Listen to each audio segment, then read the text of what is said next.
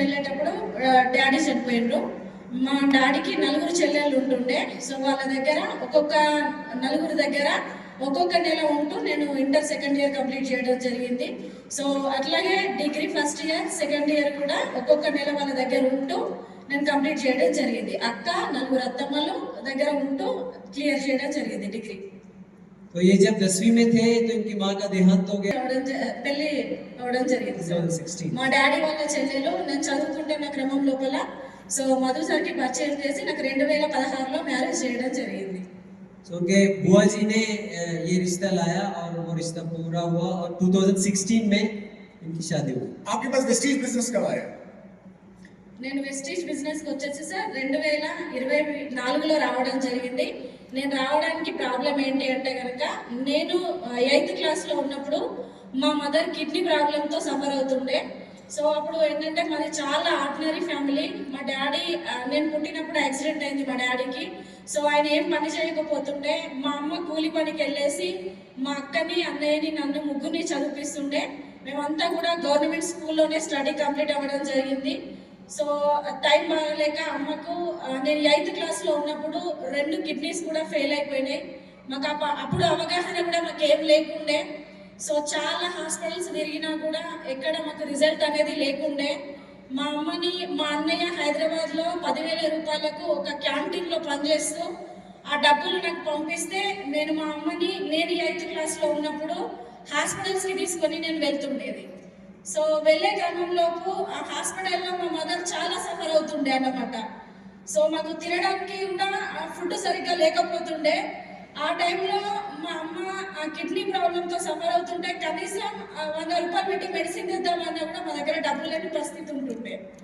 So ఆ క్రమం నుండి తను నేను 10th క్లాస్ రాగానే ఆమె చనిపోవడం జరిగింది. అప్పుడు ఏంటంటే మా అన్నయ్య డబ్బులు తెస్తే కానీ మా ఫ్యామిలీ గడవలేని పరిస్థితి. సో అప్పుడు నేను మా టీచర్స్తో ఒక ఒప్పందం చేసుకొని మాట్లాడుకున్న మా టీచర్స్తో ఏంటంటే నేను స్కూల్కి రాను, పార్ట్ టైంగా నేను ఏదైనా జాబ్ చేయాలి, మా అమ్మకి మెడిసిన్స్ కావాలి. సో నేను చదువుకుంటే మా అమ్మ చనిపోతుంది అని చెప్పడం జరిగింది. సో ఆ టైంలో నేను పనిచేస్తూ మా అన్నయ్య పనిచేస్తూ ఇద్దరం కలిసి మా అమ్మని కాపాడుకోవడానికి మేము వెళ్తూ ఉండేది. కానీ బ్యాడ్ లక్ ఏంటి అంటే మా అమ్మ చనిపోవడం జరిగింది. అప్పుడు ఒక్కటే నాకు చాలా బాధ అనిపించేది ఏంటంటే ఆమెకి హోటల్లో నుంచి టిఫిన్ తెద్దామంటే హాస్పిటల్ నుంచి డయాలసిస్కి వెళ్తే 100 రూపాయలు కూడా పర్సులో ఇంటికి రిటర్న్ రాకపోతుండే.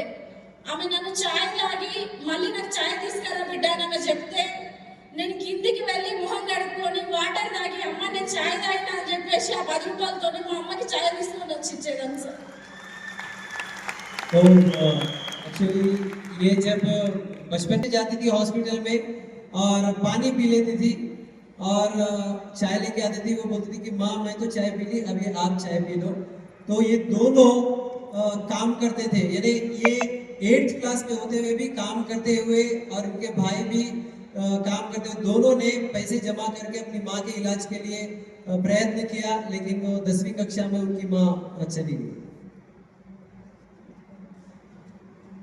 वही मतलब टीचर से ऐसा बात कर लिया था कि मैं काम करूंगी, स्कूल नहीं आ पाऊंगी क्योंकि माँ का इलाज करवाना है. तो ऐसा टीचर से सेट करके इन्होंने काम करते हुए माँ का इलाज करवाने का कोशिश किया. लेकिन నేను వెస్టీజ్ బిజినెస్కి రావడానికి కారణం ఏంటి అంటే నా అదృష్టమా దురదృష్టమా తెలియదు కానీ 2000 మా మమ్మీ చనిపోగానే నేను 10th మా మమ్మీ చనిపోగానే సో డిగ్రీ వరకు బాగానే ఉన్నా.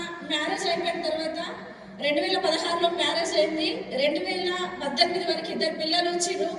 సో నా బాబుకి 4 ఇయర్స్ ఉన్నప్పుడు మా మదర్ జెనెటిక్ ప్రాబ్లం ద్వారా ఆ కిడ్నీ ప్రాబ్లం అనేది నాకు రావడం జరిగింది 2022లో. సో मुझे बताइए प्रेस्टीज बिजनेस कब आया आपकी जिंदगी में? क्या आपने क्या ट्रांसलेट कर दिया? ये बोल रहे हैं कि कौन सी ईयर की बात है ये किडनी प्रॉब्लम वाली? నాకు ఈ ప్రాబ్లం ఎట్లా వచ్చిందంటే సో ఎప్పుడు వచ్చింది ప్రాబ్లం? 2022 నవంబర్ 2022 में नवंबर में इनको भी किडनी का इशू प्रॉब्लम अभी 3 साल पहले 2022 నవంబర్ 27 రోజున సో ఒక ఫ్రెండ్ దగ్గరికి నేను వెళ్ళినప్పుడు గిడినెస్ వచ్చి కింద పడిపోతే సో నాకు టెస్ట్ చేస్తే నా ఏజ్ 24 ఉండే, నా బీపీ వచ్చేసి 200/180 ఉండే. సో వెంటనే నేను హాస్పిటల్కి వెళ్తే నాకు అప్పుడు డాక్టర్ అన్ని టెస్టులు చేశారు. సో టెస్టులు చేసిన తర్వాత ఏదైతే నేను అనుకున్నానో ఏ ప్రాబ్లం రావద్దు అని చెప్పేసి నేను అనుకుని హాస్పిటల్కి వెళ్ళాను. సో అదే ప్రాబ్లం భగవంతుడు నా కళ్ళ ముందు తీసుకురావడం జరిగింది. సో 2 కిడ్నీస్ కూడా డ్యామేజ్ అయిపోయినాయి. 60 to 70% ఫంక్షనింగ్ అనేది ఆగిపోయింది. సో మీరు బ్రతకడం చాలా కష్టం, 1 or 2 months లో మీరు డయాలసిస్ రావాలి అని చెప్పింది. तो ये एक बार अपने कहीं जा रहे थे तो चक्कर आ गए, गिर गए, तो इनको हॉस्पिटल लेके गए. 2023 जनवरी में आया, यानी कि 2 साल हो गए अभी, लगभग 2-3 साल हो गए, 3 साल हो गए आपको. 3 साल पहले आपको एक बिजनेस मिला, तो इतने हेल्थ चैलेंज के साथ फिर आपने बिजनेस को टेकअप क्यों किया? ఇంత ఇబ్బంది ఉంది హెల్త్కి, ఎందుకు ఈ బిజినెస్ ని మీరు చూస్ చేసుకున్నారు?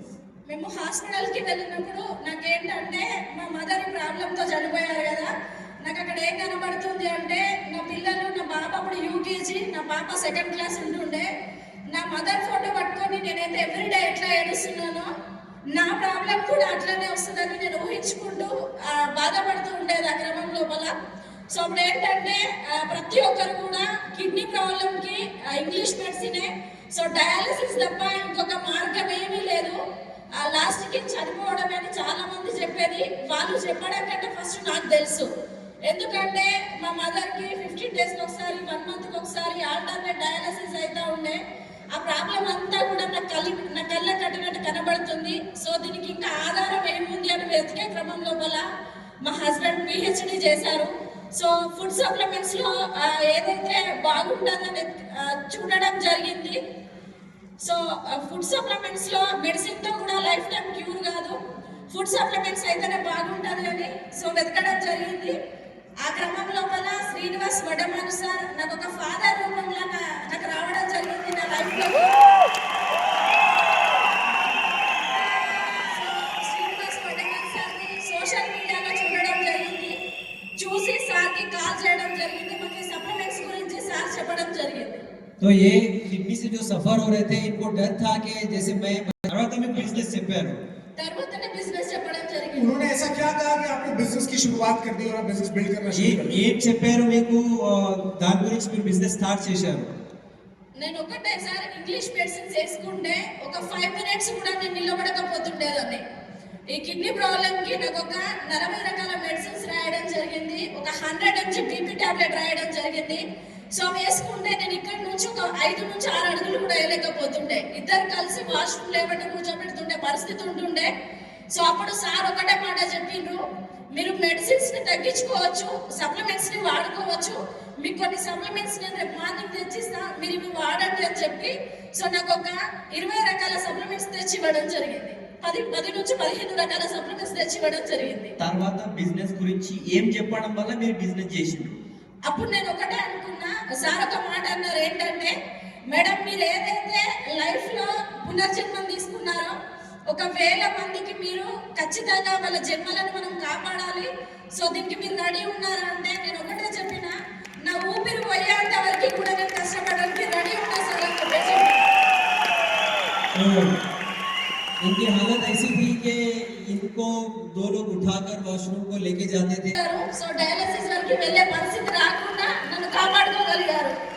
तो डायलिसिस की जरूरत नहीं पड़ी क्योंकि उनके हस्बैंड को थोड़ा नॉलेज है, तो उनकी वजह से सप्लीमेंट्स को यूज करते हुए इन्होंने अपने आप को ठीक किया. 3 साल में आपने इतना बड़ा बिजनेस कैसे कर लिया? ఒకవేళ నేను పోయే రోజు వస్తే నా పిల్లలు నా కోసం ఏడవకుండా రోజు ఉండాలి, ఏడవకుండా తలుచుకునే రోజు ఉండాలి అని చెప్పి డిసైడ్ అయినా. సో నేను ఏదైతే మంచి అయినా నా వల్ల 1000 మంది 1,00,000 మంది బాగుండాలి అని చెప్పేసి స్ట్రాంగ్ గా డిసైడ్ అయ్యి బిజినెస్ చేయడం స్టార్ట్ చేసిన. సో ఒక రోజుకి నేను ఒకటే డిసైడ్ అయినా, నేను ఫస్ట్ సార్ ఒక మాట అన్నారు, మీరు డిసైడ్ అయితే కనుక ఖచ్చితంగా మీ లైఫ్ ని ఒక యూటర్న్ తీసుకోవచ్చు, సో మీరు డిసైడ్ అయినా అంటే 100% రెడీ ఉన్నాం సార్ అని చెప్పిన. సో అప్పుడు నేను అనుకున్నా संजय जी थोड़ा सा शॉर्ट में बोलिए क्योंकि हमारे पास टाइम नहीं है. Okay sir. ये वीडियो एक बार प्ले कर रहे हैं, इनका सप्लीमेंट्स लेते हुए वीडियो आया है, दासू जी ने हमें बताया अभी, प्ले कीजिए प्लीज आप जब तक translate. Good morning leaders, my name is Samatha. So ఇప్పుడు నేను వెస్టేజ్ క్యాప్సూల్స్ అనేది తీసుకున్నానండి. ఒక 10 రకాల క్యాప్సూల్స్ అయితే నా చేతిలో ఉన్నాయి. నేను ఈ వీడియో తీస్తున్నా ఎందుకనంటే, ఒక సప్లిమెంట్ మనకి ఎవరికైనా పేషెంట్ వాళ్ళకి ఇచ్చినప్పుడు ఒక 3 రకాల క్యాప్సిల్స్ ఇస్తే ఒకటేసారి వేసుకోవాలని భయపడతా ఉన్నారు. సో ఇవన్నీ కూడా ఫుడ్ సప్లిమెంట్స్ అండి. ఇవన్నీ ఒకసారి వేసుకున్నా కూడా ఏం కాదు. సో మీరు చూస్తూ ఉండండి, ఇప్పుడు నేను వేసుకుంటాను.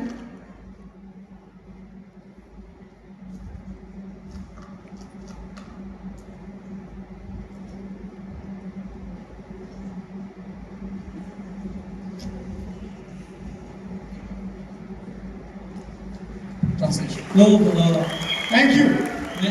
मैडम ये बता रही थी कि अगर मैं मेरी माँ को कोई 2,77,000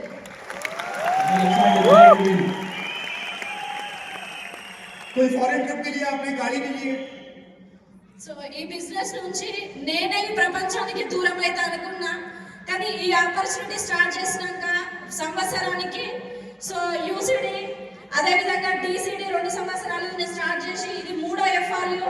first FRU bronze, second FRU UCD, ఇది థర్డ్ ఎఫ్ఆర్యు అండి. యూసిడిగా ఇక్కడ కూర్చున్న 3 లక్షల ఇన్కమ్తో. అదేవిధంగా ఈ బిజినెస్ నుంచి నేనే ప్రపంచానికి దూరం అయితే అనుకున్నా. 15 లక్షల కార్ తీసుకున్నా, 1,10,000 బండి తీసుకున్నా. అదే బండి మీద ప్లాన్స్ కి వెళ్తూ పర్ డే 10 నుంచి 15 ప్లాన్స్ చేస్తూ 50 కిలోమీటర్లు నేను బైక్ మీద డ్రైవ్ చేసుకుంటూ ప్లాన్స్ కి వెళ్తున్నా ఈ రోజు. ये अभी 3 साल हो गए।